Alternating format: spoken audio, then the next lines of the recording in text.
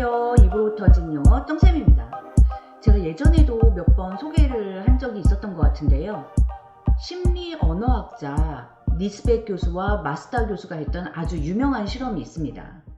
바로 동양인과 서양인의 사고방식을 비교한 실험이거든요. 동아시아권 사람, 미국 사람 이렇게 두 그룹의 사람에게 어항이 그려진 그림을 보여주고 그 그림을 묘사하도록 시켰습니다. 그런데 놀랍게도 동서양 사람들이 그 그림을 인식하는 방법이 완전히 달랐다고 해요. 동양 사람들은 그 어항에 물풀이라든지 바위, 물결 이런 배경 요소를 먼저 설명을 했고요. 반면 서양 사람들은 앞에 크게 보이는 물고기 자체에 집중을 했다라고 합니다. 즉 배경과 중심 사이에서 동아시아 사람들은 그 배경, 주변 환경 얘네들을 더 중심적으로 바라봤고 서양 사람들은 그 핵심, 그 주인공에 더 관심을 가졌다라는 얘기인데요. 이게 우리 머릿속에 들어가 있는 사고방식이잖아요. 당연히 언어에도 그대로 반영이 됩니다. 동양권에 속하는 우리나라 사람들, 즉 한국어에는 말하는 순서가 배경을 먼저 다 설명을 해요. 그리고 핵심 내용이 뒤에 나옵니다. 반면 영어는 핵심, 주인공을 먼저 앞에 딱 세우고 그 뒤에 수식어가 달라붙는 구조예요. 요 간단한 것만 이해를 하면 정말 재밌는 것들이 많이 이해되거든요. 한국어로 자기소개를 할 때 우리는 나 어디에서 온 누구야. 가장 중요한 나의 이름은 항상 뒤에 배치가 되죠. 하지만 영어로는 지니가 먼저 나와야 돼요. 지니 from Korea. 두 개의 언어의 차이 보이시나요? 또 주소를 말할 때도 그래요. 우리는 큰 단위부터, 즉 배경부터 시작해서 작은 쪽으로 모아져 들어갑니다. 대한민국, 서울시, 강남구, 역삼동, 무슨 빌딩, 몇 호 이런 식이죠. 근데 영어 주소는 가장 작은 내가 살고 있는 그 직접적이고 핵심적인 게 맨 앞에 나와요. I live in 5568 Ashley Drive, Suwanee, Georgia, the United States. 자, 이 감각만 제대로 잡으면 영어 문장 길게 말하는데 느꼈던 어려움이 어느 정도는 해소될 수 있거든요. 기본 틀을 먼저 생각하시고 뒤에다가 수식어구를 붙여주는 거예요. 우리는 나는 어떠한 책을 읽고 있어. 이렇게 어떠하니 앞에 들어가 있지만 영어에서는 기본 문장 먼저 가져오시는 거예요. 나 책 읽고 있어. 그리고 어떤 책인지는 뒤에 갖다 붙여준다라는 거. I'm reading a book. 어떤 책이냐면 You gave me. 네가 줬던 책. 이런 식으로요. 오늘은 이렇게 후치수식에 대해서 좀 연습을 해보려고 하는데요. 그 중에서 형용사를 갖고 왔습니다. 근데 형용사 하면 좀 이상하지 않나요? 형용사는 영어에 몇 안 되는 전치수식이 가능한 애 중에 하나거든요. 무슨 소리냐면 예쁜 꽃. 우리말이랑 똑같이 예쁜이 꽃 앞에 왔어요. A beautiful flower. A beautiful flower. 비싼 차. An expensive car. 큰 나무. A tall tree. 이런 식으로요. 그럼 여태까지 제가 말할 때 영어는 핵심 단어 앞에 딱 놓고 뒤에다가 수식어구를 붙여준다라고 했잖아요. 그럼 이건 도대체 웬 말이냐는 거죠.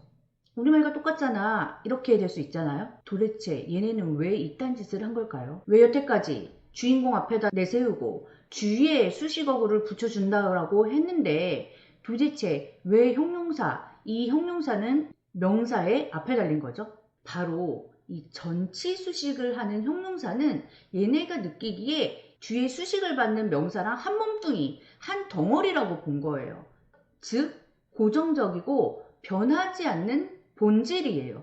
얘네가 느꼈을 때 얘는 핵심 파트의 부분이었던 거죠. 그러니까 앞으로 끌고 온 거예요. 그냥 지네 맘대로 어떨 때 앞에 쓰고 어떨 때 뒤에 쓰고가 아니라 A beautiful flower, 아름다운 꽃, 이 꽃의 본질인 거고요. An expensive car, 비싼 차, A tall tree, 마찬가지입니다. 일반적인 속성, 변하지 않는 상태, 본질. 즉 전치수식을 하는 형용사는 명사 자체와 동일시가 되어서 명사와 분리되지 않은 성질을 나타낸다. 이렇게 돼요. 그런데 영어에서 형용사가 뒤에서 수식을 하는 경우도 있습니다. Do you have a seat available near the window? Do you have a seat available near the window? 창가 근처에 뭐 가능한 자리가 있나요? 아마 이런 문장 보셨을 거예요. 아까처럼 가능한 자리 하면 the available seat 할 것 같잖아요. 그런데 대부분의 원어민은 the seat available 이라고 표현을 해요. 왜 또 이러냐는 거죠. 왜 이번엔 또 형용사 뒤에 갖다 붙이고 하는 거냐고요. 이렇게 우리가 전치 수식을 한다라고만 알고 있던 형용사가 뒤에 붙는 경우, 이게 우리한테 좀 낯설고 어려운 경우인데요. 오늘 그거 한번 잡아볼게요. 서론 됐다 길었네요, 오늘. 근데 서론에 다 나왔어요. 얘네가 왜 뒤에 보냈는지 우리 그 느낌 알잖아요. 뒤에 보내는 건 얘네가 느끼기에 부가 정보인 거예요. 본질이 아닌 거예요. 얘네는 항상 본질, 핵심적인 단어, 자기네가 생각하기에 주인공이라는 애를 앞에 딱 세우고 나머지는 뒤에다가 붙여주는 구조였죠. 얘네가 뒤에 붙인 이유는 하나입니다. 말하는 사람이 느끼기에 명사와 뗄래야 뗄 수 없는 그런 관계가 아니고 그냥 추가적으로 붙는 정보. 그렇게 느꼈을 때. 자, 한번 볼게요. The seat available near the window. 만약에 내가 the available seat, 이 seat의 본질이 항상 비어있는 자리인 거예요. 근데 내가 물어볼 때 자리 있나요? 얘가 주인공이고 근데 어떤 자리냐면요. 그리고 뒤에 디테일한 정보를 붙여주게 됐죠. Available near the window. 이렇게 현재 일시적인 상황이나 조건을 말할 때 이런 상태는 시간이 지나면 바뀔 수가 있는 거잖아요. 항상 그런 거 아니잖아요. 이럴 때 형용사 뒤에다 붙여줘요. 뭐 간단한 것 같은데 뭐 이렇게 심각하게 혼자 떠드는 건지 한번 다른 문장으로 한번 볼게요. She's a happy child. She's a happy child. 걔는 행복한 아이야. She's a child who is happy. 걔는 행복한 아이야. 우리말로 했을 때 정말 똑같거든요. 그렇다고 정말 두 문장이 똑같은 문장일까요? 앞의 문장은 a happy child. 이 아이의 본성이 그런 거예요. 걔 항상 방실방실 웃고 항상 행복해 보여요. 본성이 she's a happy child. 근데 내가 만약에 she's a child who is happy 라고 말했을 때는 걔는 지금 행복한 상태에 있는 아이야. 그런 뉘앙스가 들어가거든요. 즉 여기 아이들이 복작복작 있는데 다른 애들은 별로 행복하지 않은데 she's a child who is happy. 얘는 지금 행복한 아이야. 이렇게 말할 때 자연스럽게 쓰일 수 있는 문장인 거죠. 본질. 다른 애들은 안 행복할 수도 있지만 she's a child who is happy. 자, 다시요. He was a brave person. He was a brave person. 그는 용감한 사람이었어. 이 사람의 본질이 이 사람은 항상 그렇게 용감한 사람이었던 거예요. 그런데 만약에 He was the person who was brave. He was the person who was brave. 어떤 사건, 사고가 있었다라고 생각해 볼게요. 다른 사람들은 용감하게 나서지 않았어요. 근데 제가 이렇게 말할 거예요.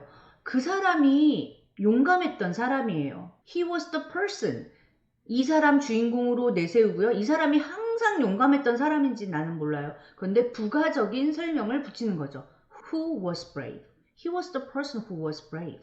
자, 뭐 이런 작은 차이는 사실 어느 정도 맥락 속에서 다 이해가 돼요. She's a happy child 하든지 She's the child who is happy 하든지. 그런데 이렇게 쓰면 안 되는 애들 있잖아요. 이렇게 쓰면 완전히 틀리는 애들. 얘네를 외우지 않아도 저절로 이해되는 그런 일이 생깁니다. 자, 그러면 이제 오직 뒤에서만 수식해야 되는 애들. 걔네들을 살펴보도록 할게요. 얘네 앞으로 끌고 나오면 안 돼요. 근데 이유는 왜? 항상 그대로 유지되는 본질이 될 수 없기 때문에.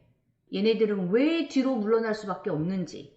바로 일시적 상태, 일시적 조건, 일시적 감정이라는 걸 기억해 주세요. 서술 형용사로만 쓰이는 아이들의 대부분은 앞에 A라는 애를 달았어요.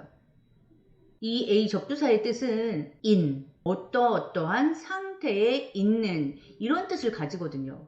그러면 왜 그런지 외우지 않고 끝났죠. 그냥 무조건 A 달린 애는 뒤로 가서부터 이게 아니라 이 A라는 뜻이 그 순간에 그 상태에 있는 이런 뜻을 갖고 있기 때문에 얘를 어떤 명사의 앞에 쓰면서 그 본질을 설명할 수 없다. 그러니까 얘는 무작정 뒤로 빼라 이렇게 되는 거죠. 예를 들어 살아있는 alive 라는 형용사가 있는데요.